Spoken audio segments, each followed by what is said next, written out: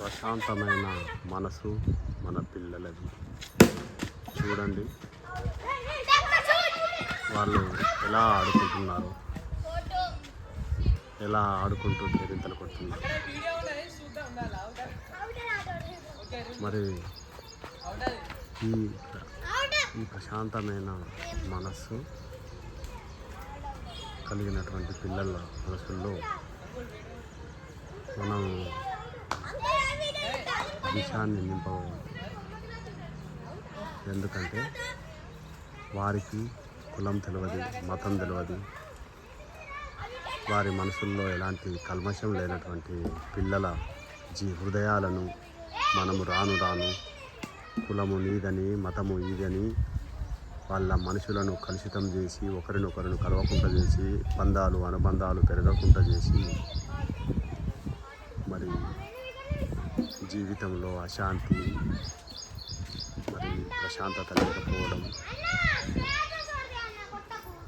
దీనివల్ల అనేక పరిణామాలు చోటు చేసుకొని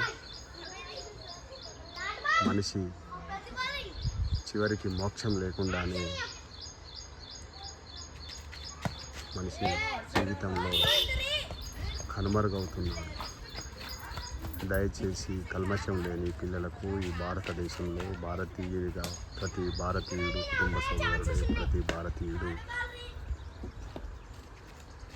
వల్ల మనకు ఏదో లాభం ఉందని ఆశిస్తూ ముందుకు కదలాల్సినటువంటి అవసరం ఉంది. ఇలా ప్రతి కులం యొక్క పాత్ర సమాజంలో కీలకమైనది. ప్రతి కులాన్ని కూడా కులము యొక్క సేవలో మనం బతుకుతున్నామని మర్చిపోవద్దు. ప్రతి కులాన్ని గౌరవించాలి, ప్రతి మతాన్ని గౌరవించాలి. మరి ప్రతి భారతీయుని